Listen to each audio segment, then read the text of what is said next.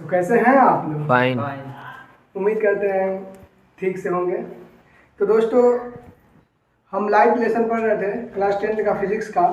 उसमें पहला पार्ट हमने पढ़ चुके थे, जिसमें हम बताए थे कि लाइट क्या होता है और रिफ्लेक्शन ऑफ लाइट यानी प्रकाश का परावर्तन क्या होता है, उसको बता दिए थे हम अच्छे से। उसके बाद आज हम जानेंगे कि स्फेरिकल मिरर यानी गोली दर्पण क्या होता है, क्योंकि पहले लेसन में जब प्रकाश और प्रकाश का परावर्तन पढ़ेंगे तो हमें स्फेरिकल मिरर और यानी गोली दर्पण के बारे में जानना जरूरी है। क्योंकि गोली दर्पण के दो भाग होते हैं, अवतल दर्पण और उत्तल दर्पण। और जब हम अवतल दर्पण और उत्तल दर्पण नहीं समझेंगे तब तक हम प्रकाश के जो भी सवालें हैं, जो भी इसकी थ्योरी है, उसको नहीं समझ आएगी हमें। इसलिए सबसे पहले हम आज समझेंगे कि स्फेरिकल मिरर गोली दर्पण क्या होता है।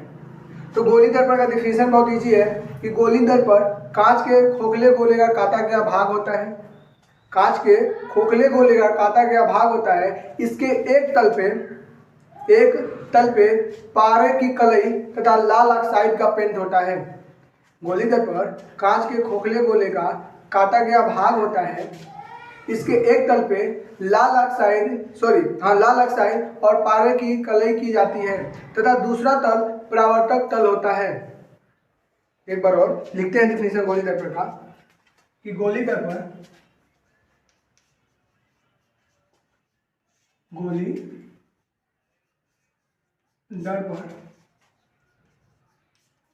कांच के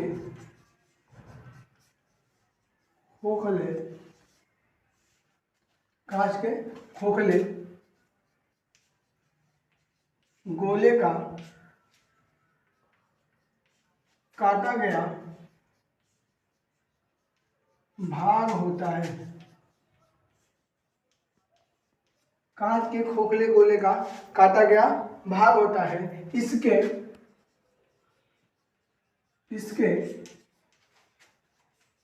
एक तल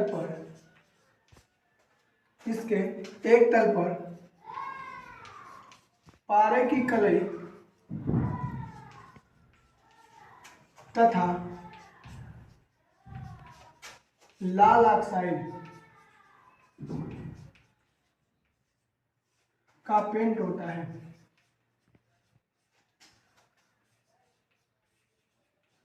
एक तल पे पारे की कलई तथा लाल ऑक्साइड का पेंट होता है तथा दूसरा तल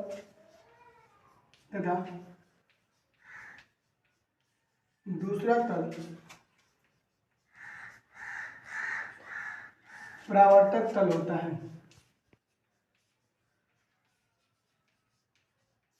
समझिएगा कि गोली दर्पण कांच के खोखले गोले का काटा गया भाग होता है, यानी किसी कांच के खोखले गोले का काटा गया एक भाग होता है। इसके एक तल पर पारे की कलई तथा लाल ऑक्साइड का पेंट होता है और दूसरा जो तल बच जाता है उसी तल से जो प्रकाश आती है और रिफ्लेक्ट होकर जाती है।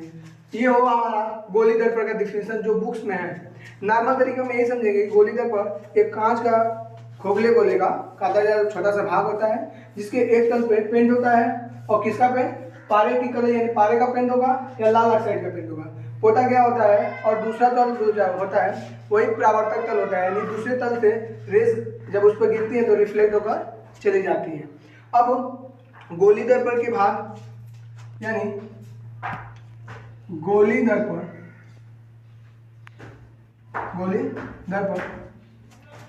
दो प्रकार के होते हैं।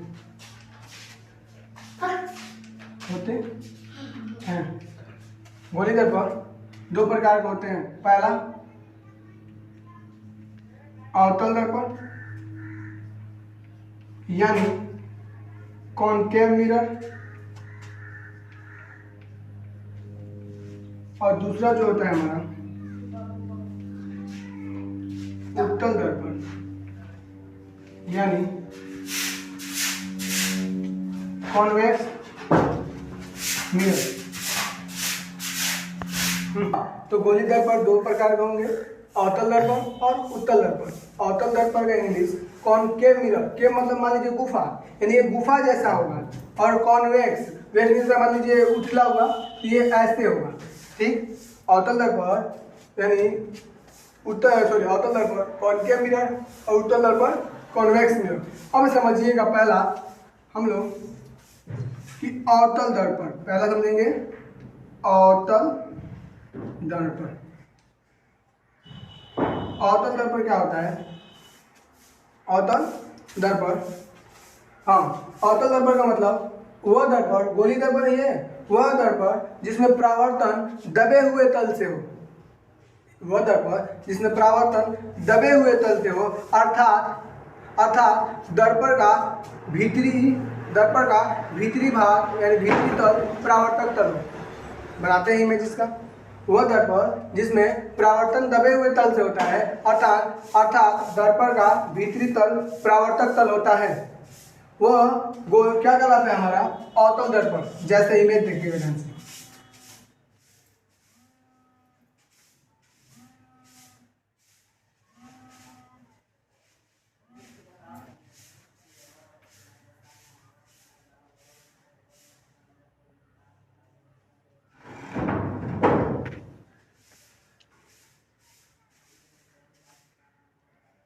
देखिए बोला थोड़ा सा डिस्टर्ब हो गया होगा, सही से बना देते हैं इसको। तो हमने अभी भी बताया कि गोली दर्पण ये क्या है? गोली दर्पण का ही पात है अवतल दर्पण। तो अवतल दर्पण ऐसे होता है, यानी इस तल पे, इधर पारे और लाल ऑक्साइड का पेंट होगा बाहरी तल पे, और जो अंदर का तल होगा, जो अंदर का तल होगा यानी ये वाला अंदर का तल, मतलब ये वाला, ये जो तल है, ये तल, यही तल जो होगा हमारा परावर्तक तल होगा। लिखते हैं, इस पर लिख देंगे कलाई तल, और ये इसको लिख देंगे हम लोग परावर्तक तल। यानी इसी तल से प्रकाश परावर्तित होगा। इमेज बना देते हैं पूरा।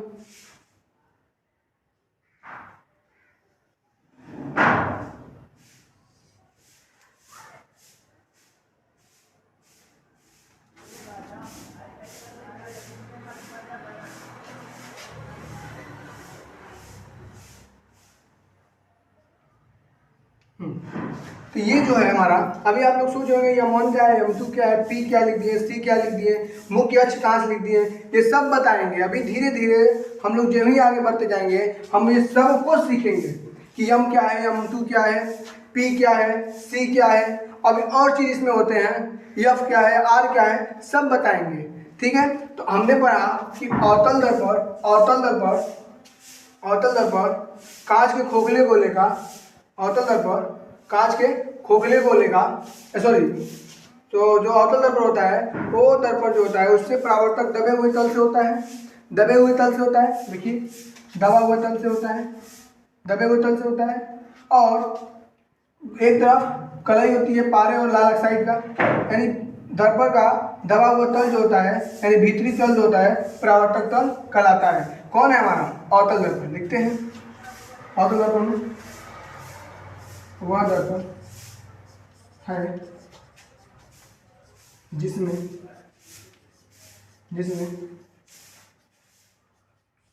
परावर्तन दबे हुए तल से होता है, अर्थात दर्पण का भीतरी तल परावर्तक तल होता है। हमने ये पढ़ा इसके बारे में, अवतल दर्पण के बारे में। ये हमारा, इसको उतार लीजिए, आगे हम पढ़ते हैं उत्तल दर्पण के बारे में। हाँ, तो हमने अब अवतल दर्पण जान लिया। अब दूसरा उसका जो भाग था, इसका नाम था उत्तल दर्पण, यानी कॉन्वेक्स मिरर। कॉन्वेक्स मिरर क्या होता है, डिफिनेशन लिखते हैं, उसका समझाते देखिएगा। वह दर पर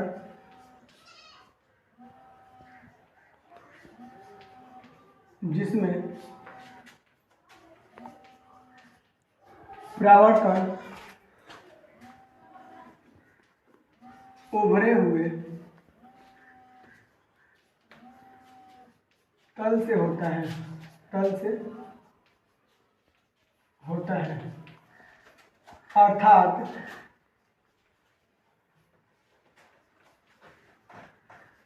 गोले का बाहरी तल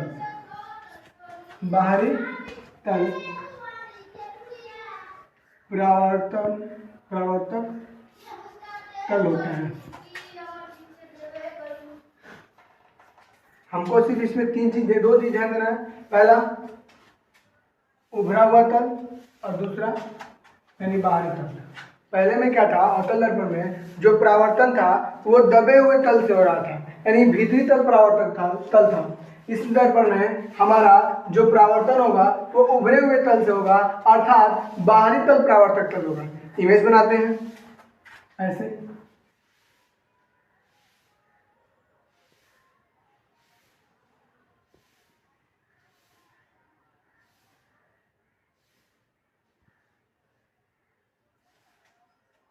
पूरा कर देते हैं इसको।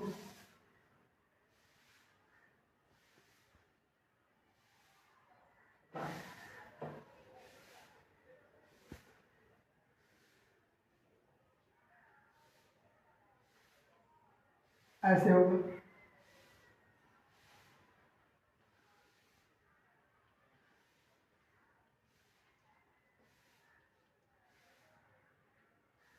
ये लीजिए अच्छी तरह इसको ऐसे करना, यानी परावर्तन जो होगा ये इस तल से होगा, परावर्तन जो होगा ये बाहरी तल इससे होगा। परावर्तन जो होगा वो इस तल से होगा।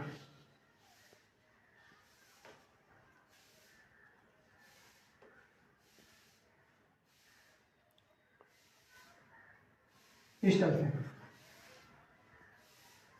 ये होगा परावर्तक तल, और अंदर वाला जो तल होगा उस पे हम होगा कलई तल। समझिएगा ध्यान से। हमने बोला कि उत्तल दर्पण जो होगा वह दर्पण जिसमें परावर्तन उभरे हुए तल से हो। उभरे मतलब बाहरी तल से परावर्तन होगा। जब भी परावर्तन होगा बाहरी तल से होगा, क्योंकि अंदर वाला जो तल होगा वो पारे और लाल ऑक्साइड से पेंट हुआ होता है। इसलिए इस दर्पण में जब भी हम परावर्तन देखेंगे तो बाहरी तल से होगा, इसलिए इसको बोलते हैं कॉन्वेक्स मिरर। यानी इसका नाम है कॉन्वेक्स और उसका नाम था कॉनकेव।